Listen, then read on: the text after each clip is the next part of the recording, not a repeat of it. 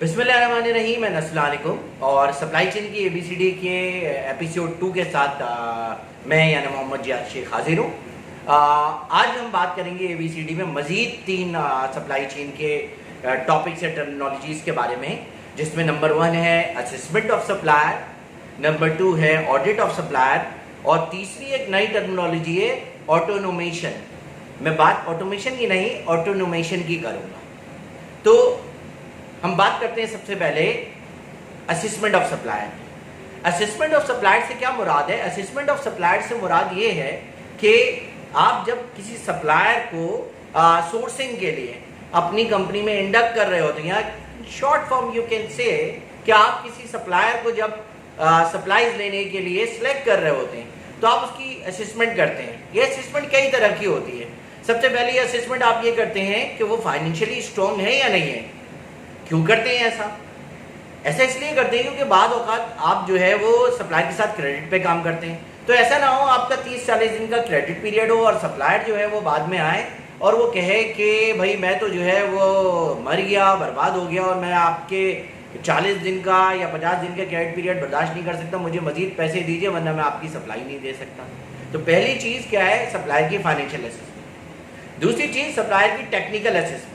Technical assessment एक बहुत ही बड़ा टॉपिक है। टेक्निकल असेसमेंट में आ जाता है सबसे पहली चीज़, सप्लायर जो आपको चीज़ प्रोवाइड करने के लिए कह रहा है और हामी भर रहा है, क्या वो वाकई टेक्निकली इक्विप है, क्या वो ये सलाहियत रखता है कि वो आपको वही चीज़ मैन्युफैक्चर करके आपके स्टैंडर्ड्स पे क्वालिटी को मीट करके दे सकता है या नहीं। इसमें क्या होता है, आप सप्लायर की टेक्निकल मैन पावर की असेसमेंट करते हैं कि ऐसे लोग हैं उसके पास जो ये मैन्युफैक्चर करने की सलाहियत रखते हैं। दूसरी चीज़ उसकी मशीनरी, लैब्स, टेस्टिंग इंस्ट्रूमेंट, ये सारी की सारी चीज़ें आप देखते हैं। फिर एक और बहुत इंपॉर्टेंट चीज़ कि सप्लायर का सर्विस रेट यानी डिलीवरी टाइम, क्या वो टाइम पे डिलीवर करने की कैपेबिलिटी रखता है आपकी सप्लाईज को या नहीं। तो ये सारी की सारी चीज़ें जिसमें quality, manufacturing capability, financial feasibility, technical capability, labs, testing instruments, service level, ये सारी की सारी चीज़ों को आप असेस करते हैं और उसके बाद आप डिसाइड करते हैं कि सप्लायर को अपना सप्लायर बनाना है, इंडक्ट करना है अपने पोर्टफोलियो में या नहीं। आजकल एक और बहुत चीज़ जिसमें फोकस है, जिसमें बहुत ज़्यादा फोकस हो गया, वो हो गया है एनवायरमेंटल सस्टेनेबिलिटी। तो अब ये भी चेक करते हैं कि सप्लायर अपनी प्रैक्टिसेस से जो है वो ये तो नहीं कर रहा कि एनवायरनमेंट को नुकसान पहुंचा रहा है। अपना वेस्ट जो है फैक्ट्री का वो बिल्कुल ऐसे जिसे कहते हैं नॉन एनवायरनमेंट फ्रेंडली वे में डिस्पोज ऑफ तो नहीं कर। फिर एक और अहम नुकता क्या है जो कि ग्लोबली भी और लोकली भी बड़ा इंपॉर्टेंट है, वो है चाइल्ड लेबर। कि सप्लायर जो है उसके ऑपरेशंस में कहीं भी चाइल्ड लेबर नहीं होना चाहिए। तो ये सारे के सारे फैक्टर हैं जो असेसमेंट ऑफ द सप्लायर में इंपॉर्टेंट होते हैं जब आप उसको इंडक्ट करें। दूसरी चीज है ऑडिट ऑफ सप्लायर। हम इस टॉपिक की तरफ बढ़ते हैं। ऑडिट ऑफ सप्लायर क्या चीज है? ऑडिट ऑफ सप्लायर से मुराद ये है, देखिए ऑडिट का सिर्फ एक ही मतलब है, चाहे वो किसी सप्लायर का हो रहा हो, चाहे और किसी भी किस्म का हो रहा हो, चाहे वो क्वालिटी का हो, सेफ्टी का हो या इन्वेंट्री का ऑडिट हो रहा हो। ऑडिट का सिर्फ एक ही मतलब है, बुक्स वर्सेस फिजिकल, यानी लिखा हुआ क्या है, बुक्स का मतलब लिखा हुआ क्या है और एक्चुअली प्रैक्टिस क्या हो रहा है। अगर इन्वेंट्री की बात कर रहे हैं, हम इन्वेंट्री ऑडिट हो रहा है तो सिंपल सी चीज़, बुक्स में कितनी क्वांटिटी लिखी हुई है और फिजिकल उतनी मौजूद है या नहीं।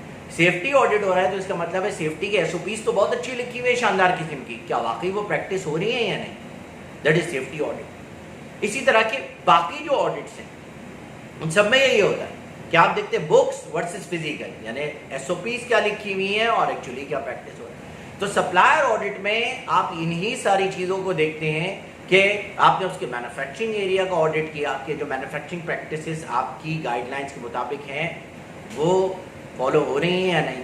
सेफ्टी का ऑडिट आपने किया तो आप ये देखेंगे सेफ्टी की जो गाइडलाइंस है उस पर वो अमल कर रहे हैं या नहीं। इसके अलावा अगर उसने कोई सर्टिफिकेशन ली हुई है ISO वगैरह या सेफ्टी की निबॉश वगैरह, तो उस बारे में क्या उसके पास खाली सर्टिफिकेट है लिखा हुआ या वाकई वो प्रैक्टिस भी कर रहा है। तो ये चीज़ है ऑडिट। तो ऑडिट को आसान अल्फाज में समझने का जो है तरीका ये है कि आप सिर्फ याद रखिए कि ऑडिट का मतलब है बुक्स वर्सेस फिजिकल। बुक्स का मतलब लिखा हुआ क्या है और एक्चुअली प्रैक्टिस क्या है। अगर ये بالکل جو لکھا ہوا ہے وہی فالو ہو رہا ہے تو اس کا مطلب ہے آڈٹ میں سپلائر کمپلائنٹ ہے، ٹھیک ہے، پاس ہے. اور اگر وہ کمپلائی نہیں کر رہا یعنی لکھا ہوا کچھ اور ہے اور پریکٹس کچھ اور ہو رہا ہے یا پریکٹس ہو ہی نہیں رہا ہو تو اس کا مطلب ہے ادھر ایک گیپ موجود ہے. وہ پھر کیا ہے نان کنفرمٹی جنریٹ ہوتی ہے آڈٹ، نان کنفرمنس آتی ہے. تو یہ کیا ہے سپلائر آڈٹ. اب میں تیسرے جو ایریا یا تیسری ٹرمنالوجی کی طرف بڑھتا ہوں وچ از کالڈ ایز آٹونومیشن. آٹومیشن کا آپ نے بڑا سنا ہوگا. آٹونومیشن کیا چیز ہے؟ آٹونومیشن جو ہے وہ لین سسٹم، جو لین مینوفیکچرنگ یا لین سگما کا کانسیپٹ ہے یا ٹویوٹا پروڈکشن سسٹم میں ایک کانسیپٹ ہے. تو آٹونومیشن جو ہے وہاں سے جو ہے ٹرمنالوجی لی گئی ہے. آٹونومیشن کو جاپنیز لینگویج میں جیدوکا کہتے ہیں. جیدوکا کیا چیز ہوتی ہے؟ جیدوکا یہ چیز ہوتی ہے کہ اگر آپ جو ہے پروڈکشن کر رہے ہیں تو اگر ایز این آپریٹر آپ کہیں کوئی پروڈکشن کر رہے ہیں، کوئی چیز مینوفیکچر کر رہے ہیں اور آپ کو یہ فیل ہوتا ہے کہ اگر مزید پروڈکشن کنٹینیو رکھیں گے تو فالٹی پروڈکشن، ایسی پروڈکشن جس میں کوالٹی ایشوز آ سکتے ہیں یا ریجیکشن ہو سکتی ہے، وہ آنے کا چانس ہو تو you have the empowerment to stop the production. ایک جو ایک کانسیپٹ ہے T P M total product maintenance, اس میں بھی جو اس کا ایک پلر ہے جوشو ہوزین جس کو جاپنیز میں کہتے ہیں آٹونومس مینٹیننس کہتے ہیں، تو اس میں جیدوکا ایک امپورٹنٹ جو ہے ایسپیکٹ ہے. تو جیدوکا کو ہی انگلش میں آٹونومیشن کہتے ہیں. اس کے علاوہ چلے میں دو چیزیں اور بتا دیتا ہوں کہ اس کو ہم جسے کہتے ہیں automation with a human touch یہ بھی کہتے ہیں. تو آٹونومیشن جو ہے وہ کیا ہے؟ وہی جیدوکا ہے جو کہ ٹی پی ایم میں پڑھایا جاتا ہے. اور جیدوکا کا مطلب یہ ہے کہ اگر آپ کو لگ رہا ہے کہ فردر پروڈکشن کرنے میں کوئی پرابلم آ سکتا ہے، کوئی ڈیفیکٹ آ سکتا ہے، تو آپ کیا کرتے ہیں وہاں پروڈکشن روکنے کی امپاورمنٹ کرتے ہیں. That is actually known as autonomation اور جیدوکا. تو یہ تو ہو گئی بات تین ٹرمنالوجیز کی.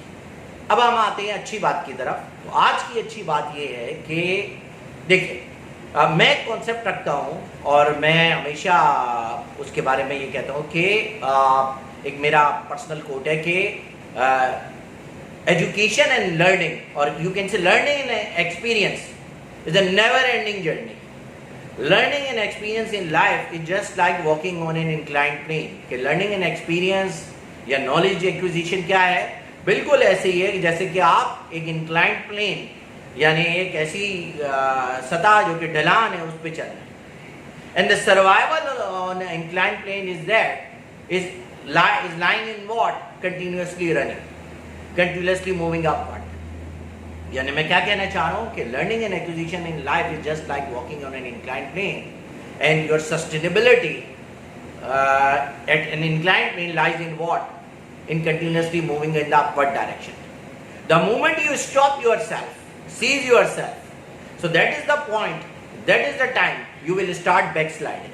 So سمپل سی چیز کیا ہے کہ میں یہ کہنا چاہ رہا ہوں کہ لرننگ لائف میں کیا ہے بالکل ایسی ہے جیسے ڈھلان پہ چلنا، اور ڈھلان پہ چلنے میں جو ہے وہ بقا اسی میں ہی ہے کہ آپ جو ہے کنٹینیوسلی آگے بڑھتے ہیں. تو جس دن آپ نے یہ سوچ لیا کہ بھائی میں عقل کول ہو گیا اور مجھے مزید کوئی جو ہے نالج ایکوائر نہیں کرنی ہے، تو اس دن آپ باقی لوگوں سے پیچھے آنا شروع ہو جائیں گے. اس دن سے آپ کی بیک سلائڈنگ شروع ہو جائے گی. So thank you very much for hearing me regarding this supply chain ABCD and 3 terminologies. And finally then آج کی اچھی بات. So stay tuned and انشاءاللہ کل آپ سے مزید سپلائی چین کی ABCD کے بارے میں بات کریں گے. تو اپنا خیال رکھیے گا. اللہ حافظ.